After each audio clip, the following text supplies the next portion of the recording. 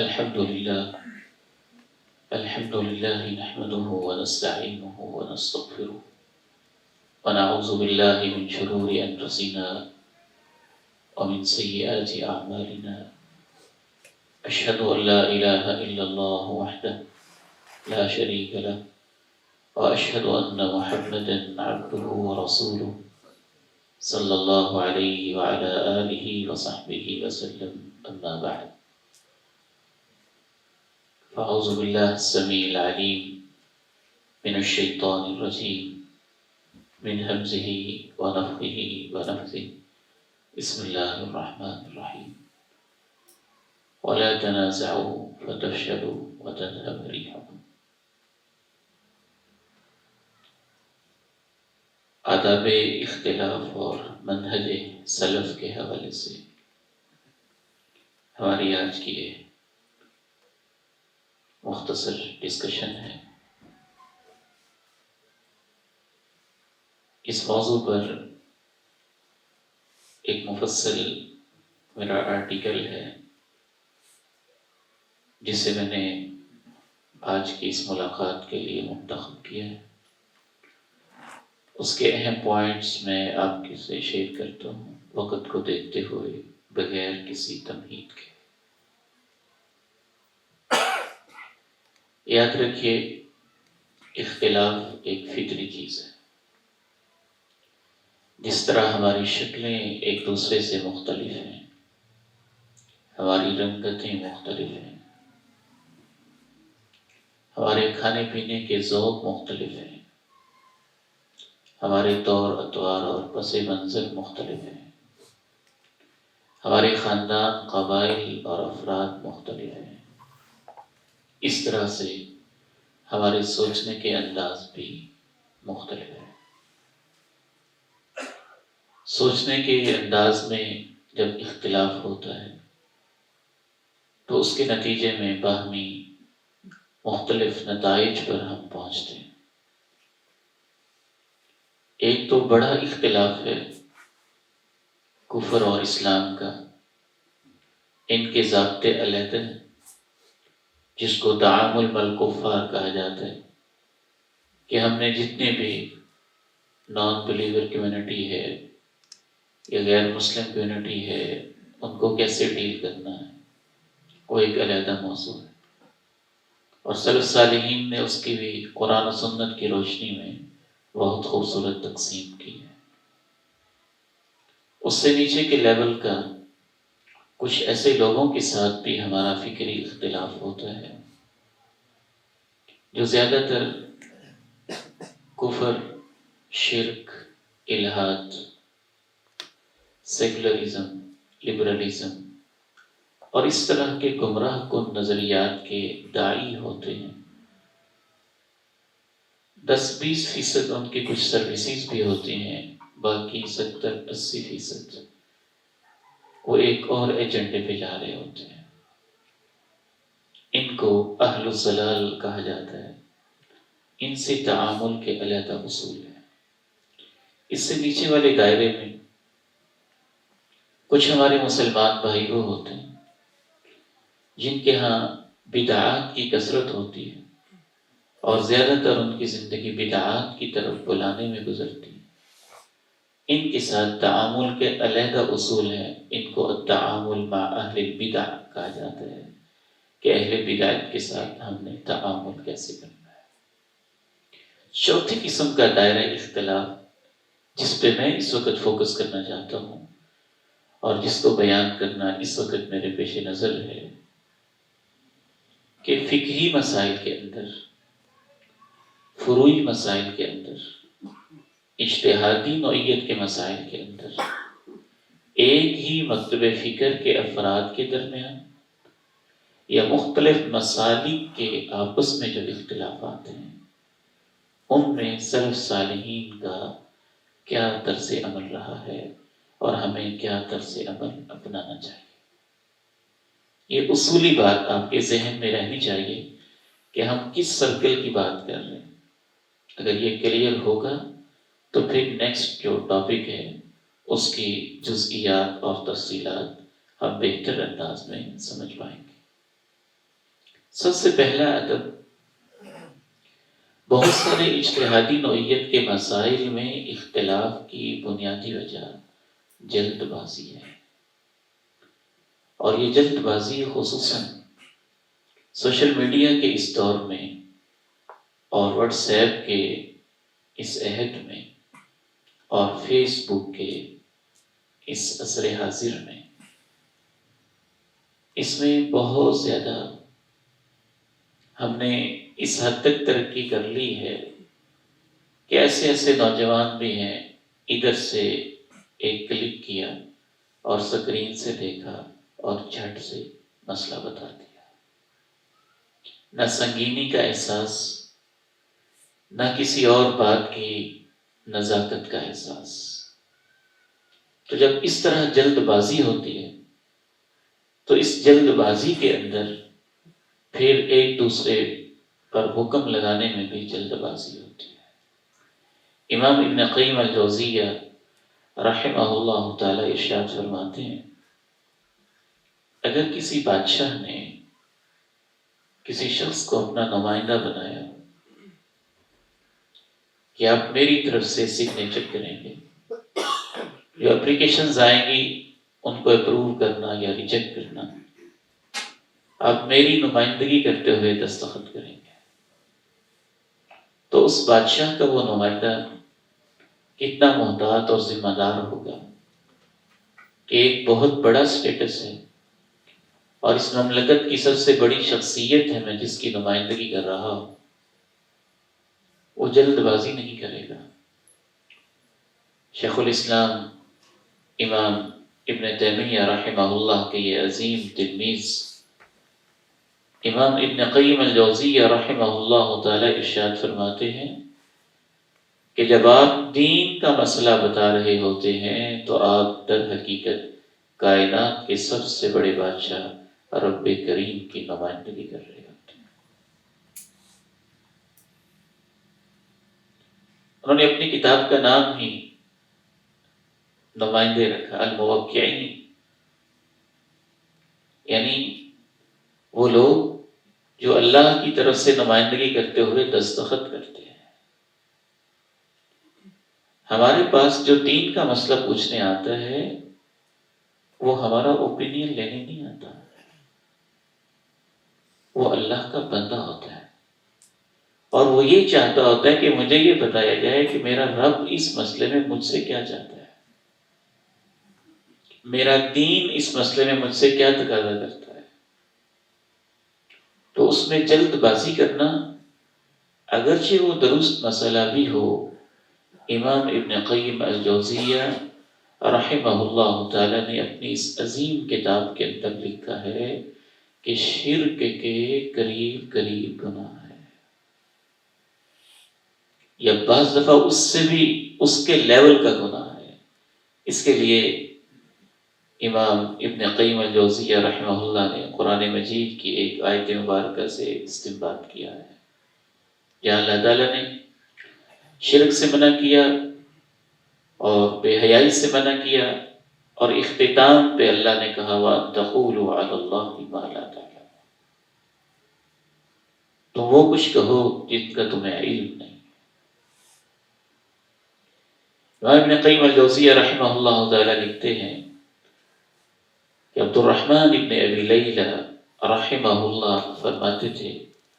ادرکت 20 و100 من اصحاب رسول اللہ صلی اللہ علیہ وسلم،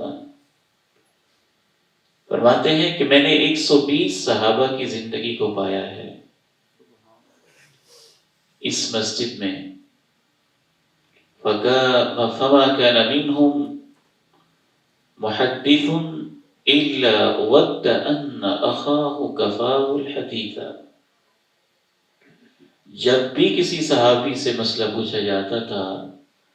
تو 120 میں سے ہر صحابی کی ایک خواہش ہوتی تھی کہ مجھے نہ بتانا پڑے، میرے ساتھ والا بتا دے۔ کیوں؟ ایک ذمہ داری کا احساس، نزاکت کا احساس اور سنگینی کا احساس۔ ایک اور روایت میں یوں الفاظ ہیں کہ بعض دفعہ وہ مسئلہ گھومتے گھومتے 120 صحابہ میں سے پہلے کی طرف واپس لوٹ آتا تھا۔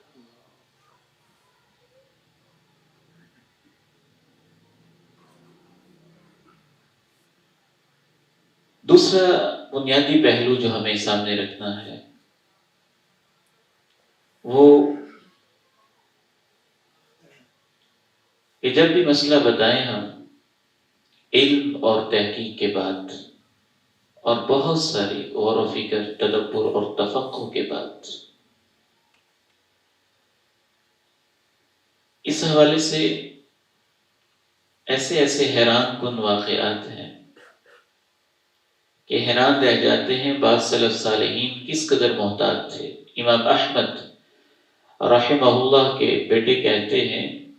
كنت أسمع أبي كثيرا يسأل عن المسائل فيقول لا أدري، میں اپنے والد محترم سے اکثر مسائل میں سنتا رہتا تھا، وہ کہتے تھے اس مسئلے کا مجھے علم نہیں ہے۔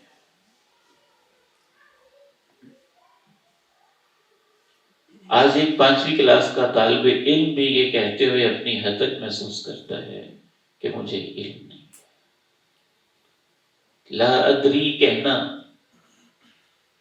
مجھے نہیں پتا، میں نہیں جانتا، میں دیکھ کر بتا سکتا ہوں، مجھے کبار اہل علم سے اس مسئلے میں مراجعہ کرنا ہوگا، ان کو کنسلٹ کرنا ہوگا، میں پھر بتا سکوں گا، مجھے غور و فکر کا موقع دیں۔ مجال ہے کہ ہم یہ الفاظ کہہ جائیں، اس میں نہ ہمارے سامعین کی ایسی تربیت ہے کہ وہ اسے عظمت کا نشان سمجھیں، اور نہ ہماری ایسی تربیت ہے کہ ہم اس طرح کہنا اپنی عادت بنائیں۔ امام عبد الرحمن ابن مہدی رحمہ اللہ بیان فرماتے ہیں کہ ہم امام مالک کے پاس بیٹھے تھے، ان کے پاس ایک شخص پوچھنے آیا، کہتا ہے جئتک من مسیرۃ 6 اشہر، 6 مہینے کا سفر کر کے آپ سے ایک مسئلہ دریافت کرنے آیا ہوں۔ امام مالک رحمہ اللہ تعالی نے فرمایا لا احسنها، مجھے اس مسئلے میں بہت زیادہ ادراک نہیں ہے، مہارت نہیں ہے، میں آپ کو جواب دینے سے قاصر ہوں۔ وہ شخص کہتے ہیں مجھے تو لوگوں نے بڑا اعتماد کر کے بھیجا تھا اور 6 مہینے کا سفر کر کے آیا ہوں، بستی کے لوگ میرے انتظار میں ہیں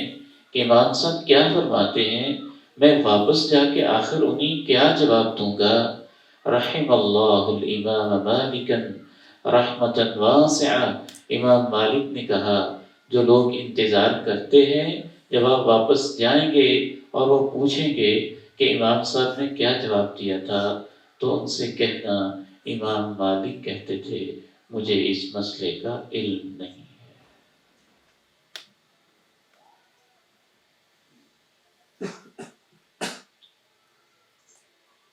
یا ایھا الناس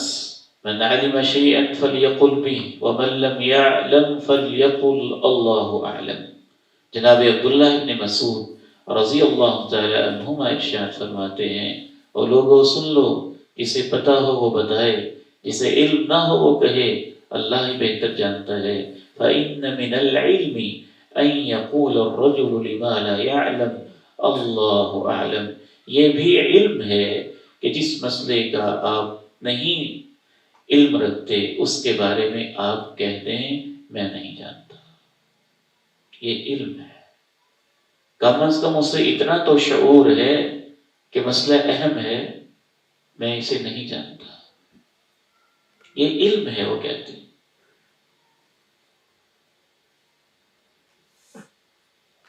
تیسرا بنیادی اصول، اگر اختلاف ہو جائے اتنے احتیاط کے باوجود، جلد بازی سے اجتناب کے باوجود، تو جو ہم سے رائے کا اختلاف رکھتا ہے اس کو رسپیکٹ دی جائے، اس کی رائے کا احترام کیا جائے اور اس کی رائے کی عزت کی جائے۔ دیکھیے صحابہ کرام رضوان اللہ علیہم اجمعین کا قافلہ جا رہا ہے، معروف حدیث ہے صحیح مسلم کی، اللہ کے پیارے نبی علیہ السلام ارشاد فرماتے ہیں لا يصلين احدكم العصر الا في بني قریظہ، تمہیں عصر کی نماز بنو قریظہ کے محلہ میں ادا کرنا ہے۔ پڑھیں تو وہیں پڑھیں۔ اب راستے میں عصر کا وقت جب گزرنے لگتا ہے، اللہ کے نبی علیہ السلام کی حدیث ہے، آپ کے عہد مبارک ہے، آپ کے الفاظ ہیں، سننے والے عرب ہیں اور براہ راست اللہ کے پیارے نبی سے سن رہے ہیں، اور آپ خود اس قافلے کو روانہ کر رہے ہیں۔ اخلاص میں بھی کوئی شک شبہ نہیں ہے، اس کے باوجود اس کو سمجھنے میں اختلاف ہو جاتا ہے۔ ایک فریق یہ کہتا ہے کہ عصر کی نماز تو وقت کے اوپر ہمیں ادا کر لینی چاہیے، آپ کا مقصد تو یہ تھا کہ تم اتنی جلدی جانا کہ عصر کا وقت اس محلے میں عصر کے وقت تک پہنچ جاؤ، غروب آفتاب سے پہلے پہلے پہنچ جاؤ۔ دوسرا فریق یہ رائے رکھتا ہے کہ نہیں، چونکہ اللہ کے پیارے نبی علیہ السلام نے فرما دیا ہے لا يصلين احدكم العصر الا في بني قریظہ، بنو قریظہ کے محلے کے بغیر کہیں نماز مت پڑھنا عصر کی، لہذا نماز کا وقت جاتا ہے تو جائے، ہم تو جب بنو قریظہ کے محلے میں پہنچیں گے تبھی نماز پڑھیں گے۔ اب رسول اللہ صلی اللہ علیہ وسلم کے سامنے جب یہ کیس پیش کیا جاتا ہے تو حدیث کے الفاظ ہیں لم يعنف واحدا منہم، اللہ کے پیارے نبی علیہ السلام کسی ایک کو بھی کنڈیم نہیں کرتے اور کسی ایک کو بھی ڈانٹ نہیں پلاتے۔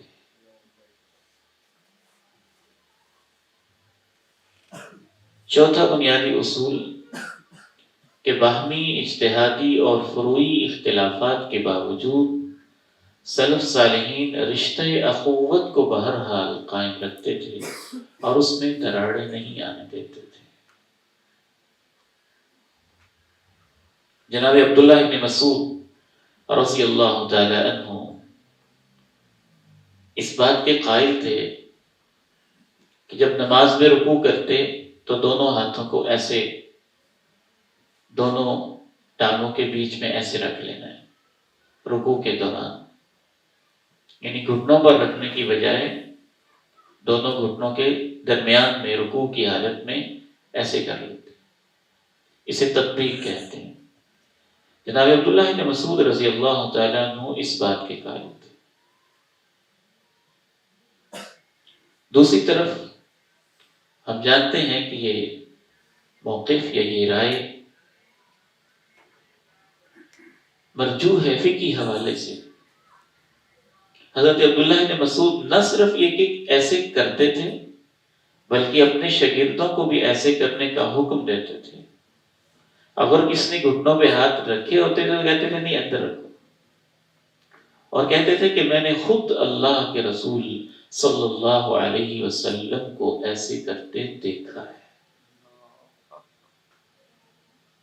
اس کے برعکس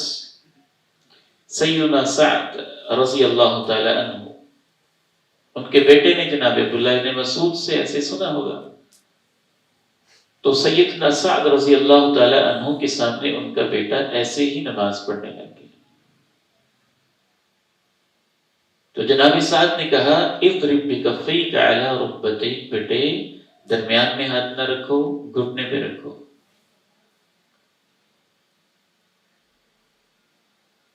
دوبارہ پھر ایک دفعہ اس نے نماز پڑھی تو پھر ایسے ہاتھ رکھے دونوں گھٹنوں کے درمیان میں۔ تو جناب سعد رضی اللہ تعالی عنہ نے فرمایا انا نہینا عن ھذا، اللہ کے نبی علیہ السلام نے خود ہمیں ایسے کرنے سے روکا ہے، ہمیں روکا گیا ہے ایسے کرنے سے۔ وَأُمِرْنَا أَن نَضْرِبَ بِالْأَكُفِّ عَلَى الرُّكَبِ، اور ہمیں یہ حکم دیا گیا ہے کہ ہم اپنی ہتھیلیاں گھٹنوں پر رکھیں رکوع کرتے ہوئے۔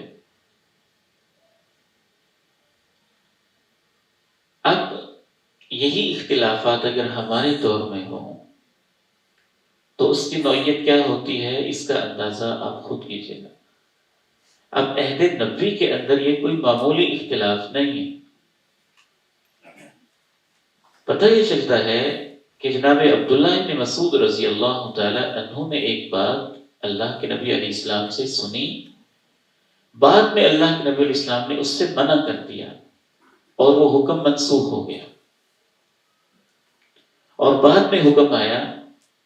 گھٹنوں پر ہاتھ رکھنے کا، لیکن ناسخ جناب ابن مسعود کے علم میں نہ آ سکا۔ اب یہاں دوسرے کی رائے کا احترام ہمارے بعض لوگوں کے نزدیک یہ ہوتا ہے کہ آپ جب ان کے ساتھ جائیں تو پھر ویسے کرنے لگتے ہیں۔ یہ احترام نہیں ہے، یہ تو آپ کا موقف ہی کوئی نہیں۔ کبھی آپ نے یہاں ہاتھ باندھ لیے، کبھی یہاں باندھ لیے، کبھی چھوڑ دیے، اس کو نہیں احترام کہتے۔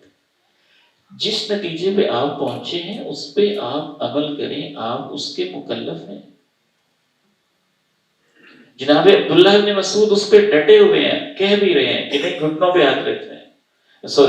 تطبیق کرنی ہے، بیچ میں رکھنا ہے۔ جناب سعد رضی اللہ عنہ کہہ رہے ہیں واضح طور پہ کہ نہیں گھٹنوں پہ رکھنا ہے۔ اس کے بعد احترام یہ ہے کہ اس فقہی اختلاف کی وجہ سے اس کی شخصیت پہ فتوی بازی نہ کریں، حرف زنی نہ کریں، بدگمانی نہ کریں، تانا زنی نہ کریں۔ جناب ابن مسعود رضی اللہ تعالی عنہ کے اس موقف کا جب جناب سعد کو بتایا گیا تو انہوں نے کہا جناب ابن مسعود ٹھیک کہتے ہیں، انہوں نے اللہ کے نبی الاسلام کو دیکھا ہے ایسے کرتے ہوئے، لیکن صدق اخی، میرا بھائی ابن مسعود سچے ہیں اپنی جگہ پر، ہم ایسے کیا کرتے تھے، پھر ہمیں روک دیا گیا اور پھر ہمیں حکم دیا گیا کہ ہم گھٹنوں پہ ہاتھ رکھا کریں۔ یہ احترام ہے کہ جو ان کی دلیل تھی اس کی طرف بھی اپنے اسٹوڈنٹ کو، شاگرد کو بتا دیا کہ ان کی یہ دلیل ہے اور وہ اس وجہ سے ایسے کر رہے ہیں، لیکن یہ نہیں کہ کہا کہ چلو بیٹے کبھی کبھی ایسے بھی کر لیا بغیر کسی دلیل کے۔ ہم رواداری کا مطلب بعض دفعہ مداہنت بنا لیتے ہیں، نہیں، سنت پہ عمل ہو، تمسک ہو، جس کو آپ سنت سمجھتے ہیں اسے آپ کیوں چھوڑیں؟ آپ تو اسے سنت سمجھتے ہیں تو اس کو مت چھوڑیں، جس کو آپ اللہ کے نبی اسلام کی سنت سمجھتے ہیں، لیکن اس وجہ سے کہ دوسرا اس سنت پہ کسی اجتہادی اور فروعی اختلاف کی وجہ سے یا اپنے پاس موجود کسی دلیل کی وجہ سے عمل نہیں کر رہا، اس کی شخصیت کو مجروح نہ کرے۔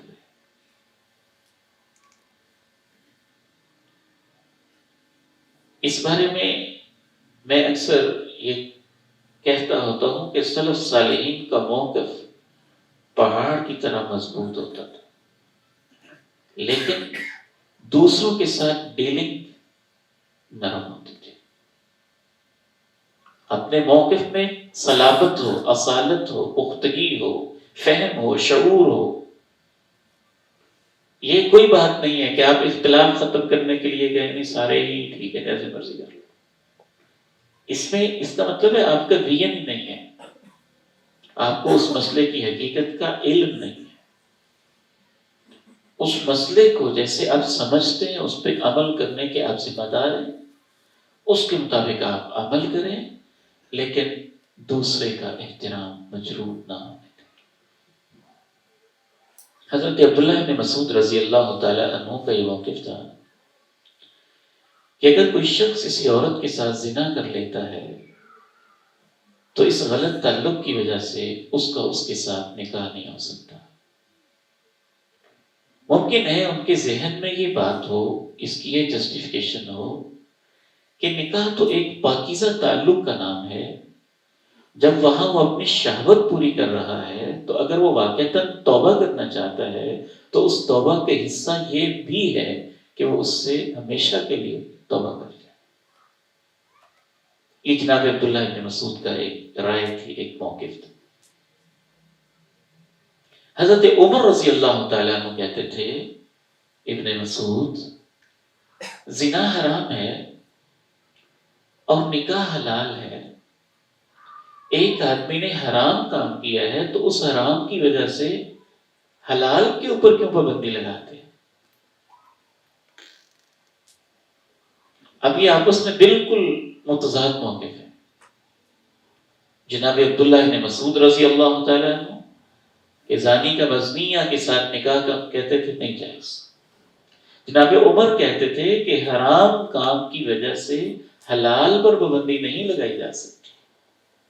اس نے حرام کاری کی اور وہ توبہ کر کے نکاح کے رشتے میں منسلک ہونا چاہتا ہے، پاکیزہ زندگی کا آغاز کرنا چاہتا ہے تو اسے کرنے دیجیے۔ اس سے قطع نظر اب ہم ایک ایک مسئلے کی تفصیل میں پڑھیں گے نا، اس میں راجح کیا ہے مرجوح کیا ہے، تو پھر اسی میں سارا وقت لگتے ہیں۔ اس وقت اصل موضوع ہے آداب اختلاف۔ تو اس شدید اختلاف کے باوجود جناب عبداللہ ابن مسعود رضی اللہ تعالی عنہ اور حضرت عمر رضی اللہ تعالی عنہ کا آپس میں یہ اختلاف صرف ایک دو مسئلوں میں نہیں تھا۔ امام ابن قیم الجوزیہ رحمہ اللہ لکھتے ہیں کہ صرف ان دو صحابہ کا فقہی اجتہادی مسائل میں تقریباً 100 مسائل میں اختلاف ہے۔ جناب عبداللہ بن مسعود کی رائے اور ہے، جناب عمر فاروق رضی اللہ تعالیٰ عنہ کی رائے اس سے مختلف ہے۔ اور ایک طرف عبداللہ بن مسعود ہیں، اقرأہم لکتاب اللہ ہیں، قرآن کے قاری ہیں اور اتنی عظیم شخصیت ہیں کہ ان کی ایک ٹانگ کا وزن بھی احد پہاڑ سے زیادہ ہے۔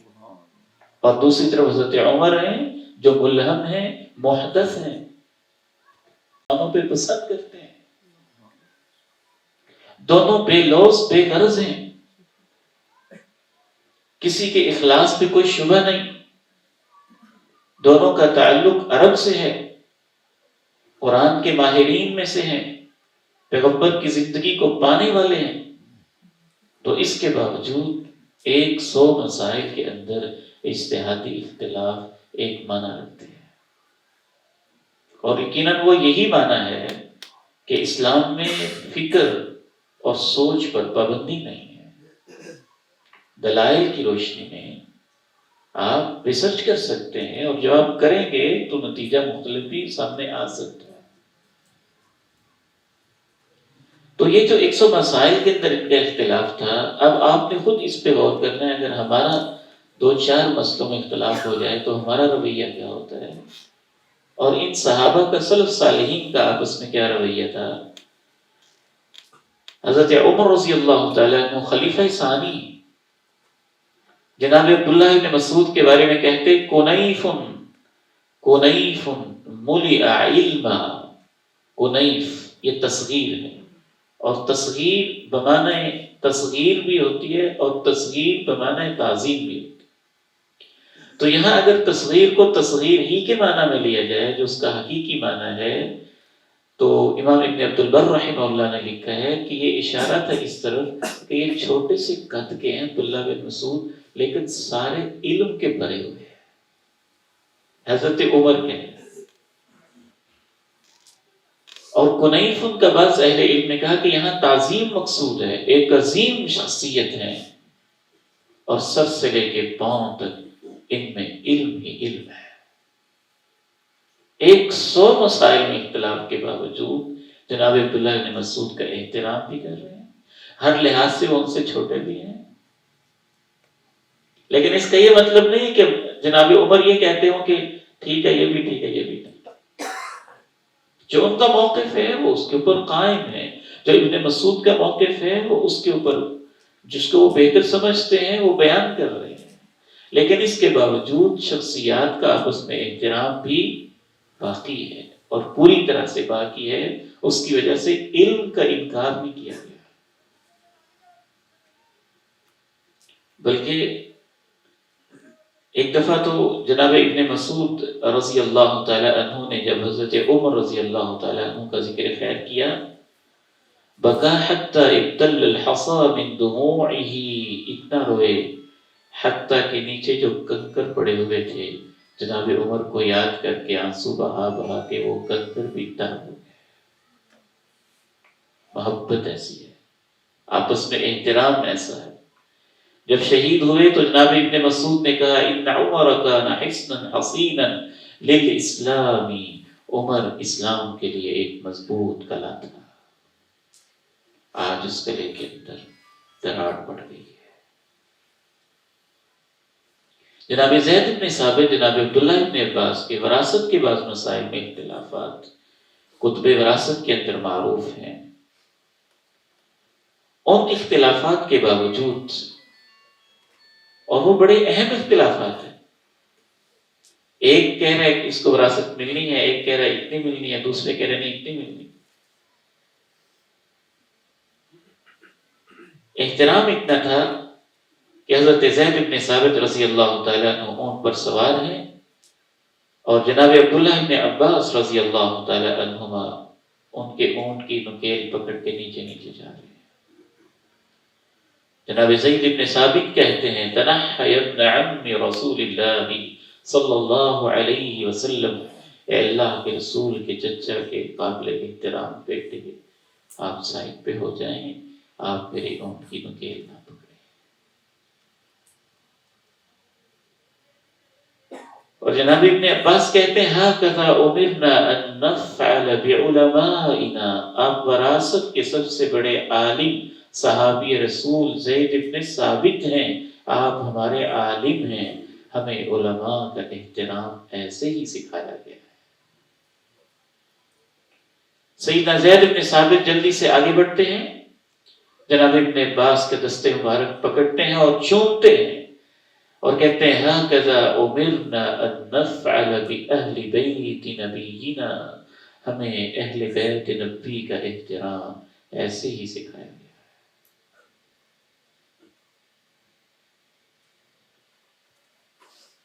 ایک اور اہم ترین اصول، اس حوالے سے کافی ساری باتیں میں شارٹ کر رہا ہوں. حضرت عبداللہ محدث روکڑی رحمہ اللہ، یہ میرے والد محترم نے مجھے واقع بتایا، ان کے جو اختلافات تھے علمی نوعیت کے، شیخ الاسلام مولانا ثناء اللہ امرتسری رحمہ اللہ کے ساتھ تھوڑے سے نہیں تھے، بہت زیادہ. اور انہوں نے اپنے دور کے اندر کافی شدت بھی اختیار کی، حتیٰ کہ فیصلہ ملکی بھی سامنے آیا اور بڑی ساری اس کے اوپر پنچایتیں بھی ہوئیں، کتابیں بھی لکھی گئیں. میرے والد گرامی نے چونکہ وہ دور دیکھا تھا، کہتے اتنے اختلافات تھے کہ صبح کی نماز پڑھ کے فارغ ہوتے تھے تو حضرت عبداللہ محدث روکڑی رحمہ اللہ کی طرف سے مسئلہ ایک نوعیت سے جو وہ سمجھتے تھے وہ ہمارے سامنے پمفلٹ آ جاتے تھے، اور مولانا صلی اللہ امرتسری رحمہ اللہ کا اپنا موقف دوسرے پمفلٹ میں آ جاتا. خصوصاً تفسیر میں تو شیخ عبداللہ محدث روکڑی رحمہ اللہ نے درائت تفسیری کے نام سے جو کتاب لکھی، اس کے مقدمے میں انہوں نے بعض مسائل میں اچھی خاصی جرح بھی کی اور کچھ اظہار بھی کیا. تو اس کے باوجود ابا جان رحمہ اللہ نے مجھے بتایا اللہ نے ان کو سعادت بخشی تھی، حضرت عبداللہ محدث روکڑی رحمہ اللہ سے بھی ان کو شرف تلمذ حاصل تھا، اور حضرت حفص اللہ امرتسری رحمہ اللہ سے بھی ان کو شرف تلمذ حاصل. کہتے ہیں حج پہ ہم گئے تو مولانا عبداللہ محدث روکڑی رحمہ اللہ رحمتا واسعہ بیت اللہ میں بیٹھ کر خانہ کعبہ کے پاس رو رو کر آنسو بہا بہا کر دعائیں کر رہے تھے، اور میں نے قریب ہو کے سنا تو وہ یہ کہہ رہے تھے اللہ، ثناء اللہ کا اور میرا اختلاف علمی نوعیت کا تھا، وہ تیرا نیک بندہ تھا، میں ان کو اجتہادی طور پہ غلطی پہ سمجھتا تھا، تو اپنے اس بندے کو معاف فرما.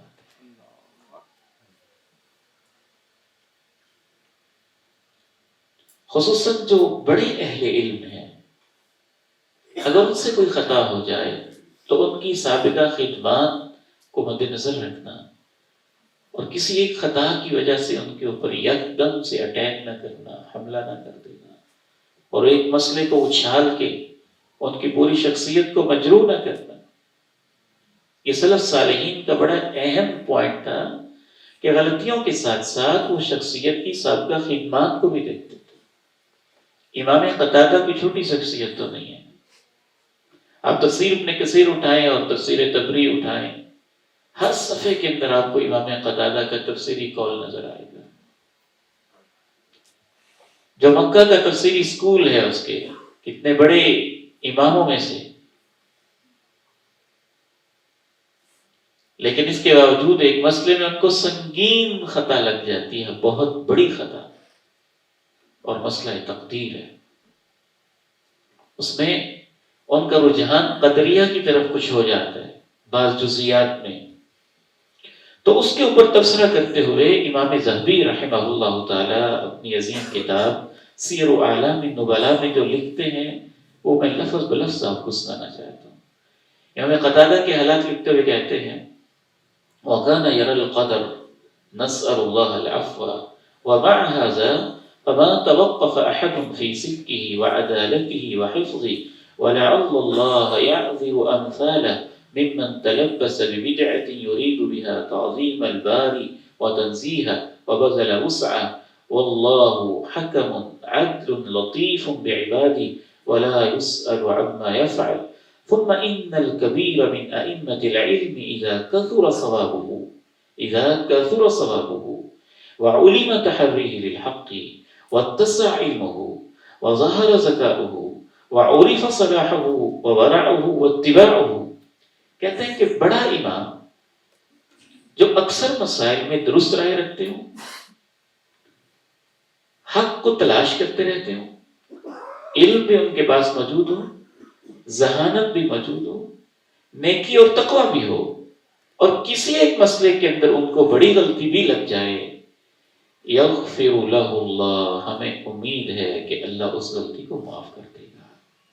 ولا نضللہ ونطرحہ، اس ایک غلطی کی وجہ سے اس پوری شخصیت کو ہم گمراہ نہیں کہیں گے اور اس کو متروک نہیں قرار دیں گے، وَنَنْسَ مَحَاسِنَهُ، ان کی خوبیوں کو ہم نہیں بولیں گے، نعم، ہاں یہ ضرور ہے، وَلَا نَقْتَدِي بِهِ فِي بِدْعَتِهِ وَخَطَئِهِ، ان کی اس غلطی کے اندر ہم ان کو فالو بھی نہیں کریں گے، غلطی کی وضاحت بھی کریں گے، ان کو فالو بھی نہیں کریں گے، بلکہ ہم یہ امید رکھیں گے کہ ممکن ہے اللہ نے ان کو وفات سے پہلے پہلے اس سے توبہ کی توفیق عطا فرما دی۔ ایک اور اہم اصول تھا سلف صالحین کا کہ بعض مسائل میں وہ اپنے موقع سے رجوع کر لیتے تھے اور بڑی سادگی سے کر لیتے تھے، 5 سال 10 سال ایک موقع پہ ڈٹے رہے،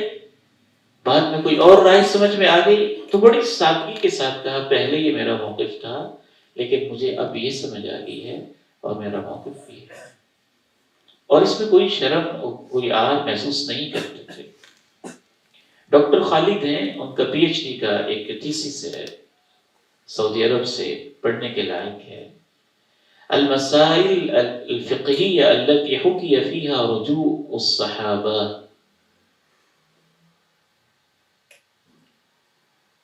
وہ مسائل جن میں صحابہ نے اپنے موقف سے رجوع کر لیا تھا، اور وہ 1 نہیں 10 نہیں 20 نہیں 85 میں، اچھی خاصی تعداد میں، اور اس میں وہ یہ نتیجہ اخذ کرتے ہیں کہ سب سے زیادہ اپنے موقف سے رجوع کرنے والے وہ ہستی تھے جن کو سب سے بڑا ملہم اور محدث سمجھا جاتا ہے اور جن کے مشورے اللہ بھی پسند کرتا ہے، وہ سیدنا عمر بن خطاب رضی اللہ عنہ۔ ان کے بعد ان کے بیٹے جناب عبداللہ بن عمر، اور ان کے بعد جناب عبداللہ بن مسعود، اور ان کے بعد جناب عبداللہ بن عباس، مسعود، عبداللہ بن عباس، یہ چاروں ہی بڑے صحابہ ہیں فقہی حوالے سے، تفسیر کے حوالے سے۔ تو ان چاروں کا موقف سے رجوع کرنا منقول ہے اور بہت سارے اس کے شواہد موجود ہیں۔ آپ یہاں سے اندازہ کیجئے جب قرآن مجید کی جمع و تدوین کا مسئلہ درپیش تھا تو حضرت ابوبکر کا موقف تھا کہ جمع و تدوین نہیں ہونی چاہیے، حضرت عمر کا موقف تھا کہ ہونی چاہیے۔ تو جناب عمر کے بارے میں سیدنا ابوبکر کہتے ہیں لم یزل عمر یراجعنی حتی شرح اللہ صدری، جناب عمر مسلسل میرے ساتھ مراجعہ کرتے رہے، نظر ثانی کا مجھے کہتے رہے، حتیٰ کہ میں نے اپنے موقف سے رجوع کر لیا اور جو حضرت عمر کا موقف تھا اس کے لیے میرا سینہ بھی کھل گیا۔ نبی علیہ السلام کی وفات کے فوراً بعد جو صحابہ کرام کے آپس میں بعض اجتہادی نوعیت کے اختلافات تھے، ان کو کتنی خوش اسلوبی کے ساتھ حل کیا گیا۔ بعض لوگ سقیفہ بنی ساعدہ کو اچھالتے ہیں، میں سمجھتا ہوں وہ صحابہ کی عظمت کی نشانی ہے۔ انصار مدینہ کے اصل رہائشی تھے، مکہ والے تو وہاں پردیسی تھے، مکہ سے آئے تھے۔ نبی علیہ السلام کی وفات کے بعد جنہوں نے پوری زندگی اللہ کے نبی علیہ السلام کی نصرت کی تھی، تو انصار صحابہ نے یقیناً یہی سوچتے ہوئے کہ آج ہم نے اس دین کو سہارا دینا ہے اور مضبوط کرنا ہے، اور امت پریشان ہے، اب جلدی سے ہم چونکہ یہاں مقامی آبادی کے لوگ ہیں، ہم اپنے میں سے کوئی خلیفہ اور حکمران منتخب کر لیتے ہیں۔ اس وقت حالات ایسے تھے کہ کسی بھی وقت رومن امپائر سے مسلمان جنگ چھیڑ چکے تھے، اور وہ ہر وقت مدینے پہ حملہ کی تیاریوں میں تھے۔ این ممکن تھا وہ اس موقع کو غنیمت سمجھتے ہوئے فوراً حملہ کر دیتے۔ اس طرح کے سارے اچھے نیتوں کی وجہ سے انہوں نے فوراً میٹنگ کی اور اپنا ایک خلیفہ منتخب کر لیا۔ اگر کوئی سازش ہوتی تو ان کی سادگی سے تو مسئلہ حل نہ ہوتا۔ آبادی بھی ان کی ہے، زمینیں بھی ان کی ہیں، گھر بھی ان کے ہیں، ڈیرے بھی ان کے ہیں، اپنے ہی ڈیرے میں بیٹھے ہیں۔ سقیفہ کہتے ہیں ڈیرے کو، یعنی چھت ہوتی ہے اور دیواریں نہیں ہوتی، بس اوپر ایسے چھت سے ڈالی ہوئی جیسے ڈیرے کا ماحول ہوتا ہے، اور نیچے سارے لوگ بیٹھے۔ تو انہیں کا سردار منتخب بھی ہو چکا ہے، اور ایک حدیث پیش کی جاتی ہے، حدیث کے سامنے تو فوراً سر تسلیم خم الائمۃ من قریش،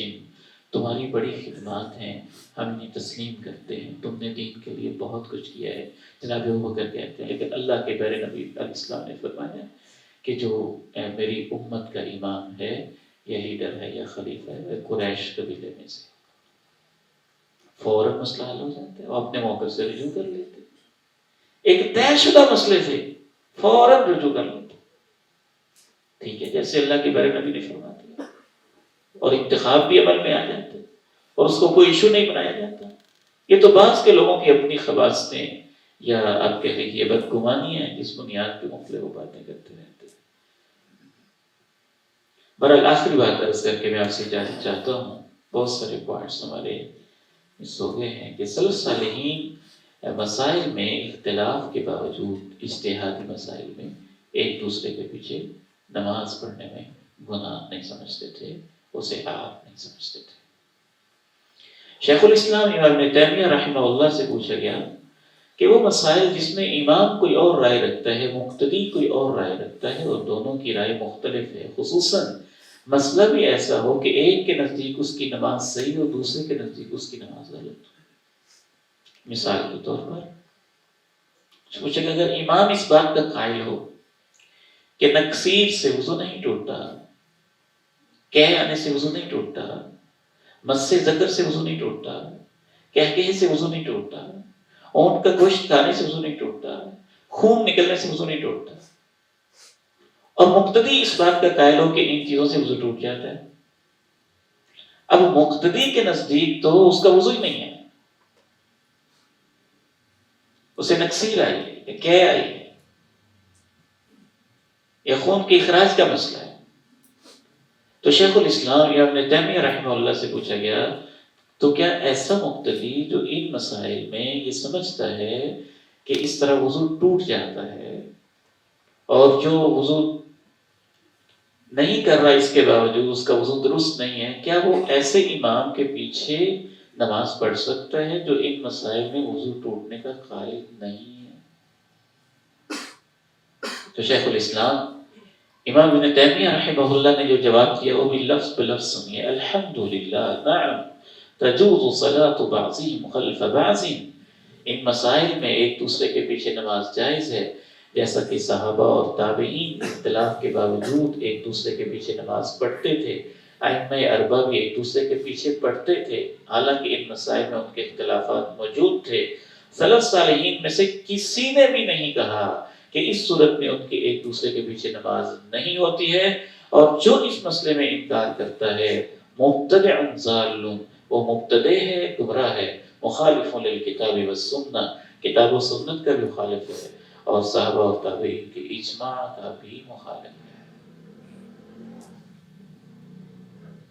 یہ شیخ الاسلام امام تیمیہ رحمہ اللہ سے۔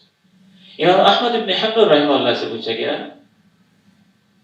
کہ ایک ایسا شخص جس کی یہ رائے ہے کہ خون نکلنے سے وضو نہیں ٹوٹتا، تو کیا اس کی ابتدا میں میری نماز ہو جائے گی، جبکہ میں یہ سمجھتا ہوں کہ خون نکلنے سے وضو ٹوٹ جاتا ہے؟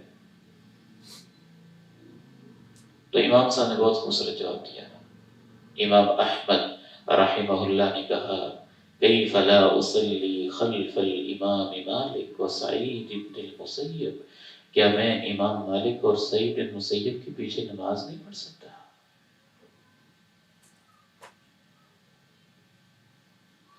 یہاں پہ آپ اس کو خلط مبحث نہیں کیجیے گا، ہمارا سارا موضوع کس بارے میں؟ اجتہادی اختلافی مسائل، اجتہادی۔ اگر کوئی ایسے اختلافی مسائل ہیں جس میں ایک فریق بدعت مکفرہ کا ارتکاب کر رہا ہے، شرک کا ارتکاب کر رہا ہے، قبر کو سجدہ کر رہا ہے، غیر اللہ سے استغاثہ کر رہا ہے، اور وہ باقاعدہ طور پر کر رہا ہے اور اس سے توبہ کے لیے بھی باز نہیں آتا، صلی اللہ علیہ وسلم میں ایسا تو کوئی اختلاف نہیں تھا، تو یہ ایک وہ بدعت ہو جاتی ہے جو انسان کو بعض وقت تکفیر تک پہنچا دیتی ہے، تو اس سے اوائڈ کیا جائے گا اور یقیناً اوائڈ کیا جائے گا۔ لیکن اجتہادی مسائل کی وجہ سے ایک دوسرے کے پیچھے نماز نہ پڑھنا، یہ تو سلف صالحین کے اجماع کے ہی خلاف ہے۔ بہرحال اللہ تعالیٰ سے دعا ہے کہ ہمیں اللہ تعالیٰ بہتر انداز میں آداب اختلاف کو سمجھنے کی توفیق عنایت فرمائے، اور بعض دفعہ اختلافات کم ہوتے ہیں، ہمارے بیان کرنے کا انداز ان کو کمپیر کر دیتا ہے، الفاظ کا چناؤ ایسا ہوتا ہے، سٹائل ایسا ہوتا ہے، لب و لہجہ ایسا ہوتا ہے، اسلوب ایسا ہوتا ہے، آستینیں ایسی چڑھی ہوتی ہیں اور جھاگ ایسے نکل رہی ہوتی ہے اور رویہ ایسے ہوتا ہے کہ وہ چھوٹا سا مسئلہ بھی بہت بڑا بن جاتا ہے۔ تو اختلافات کو سلف صالحین نرمی کے ساتھ پیش کرتے تھے، محبت کے ساتھ پیش کرتے تھے، دلائل کے ساتھ پیش کرتے تھے، علم کی دنیا میں رہتے ہوئے پیش کرتے تھے۔ اللہ تعالیٰ سے دعا ہے کہ امت اسلامیہ کو اللہ تعالیٰ مجتمع فرمائے، اور جو میں نے آپ کے سامنے عرض کیا ہے اس میں اگر کوئی خطا ہے، بہت ساری خطائیں ہو سکتی ہیں، وہ اللہ تعالیٰ ہمیں معاف فرما دے، اور جو درست ہے اسے اللہ تعالیٰ قبول فرما دے۔ ایک بار میں شکریہ ادا کرنا چاہوں گا آپ بھائیوں سے ملاقات کر کے، بھائی محترم شیخ شفیق صاحب اللہ ان کو اجر دے، تنویر بھائی، ہمارے روحانی بیٹے عمر فاروق صاحب، اسلم صاحب، دیگر سارے روحانی بیٹے اور دیگر ہمارے مہمان دائیں بائیں سے جو تشریف لائے،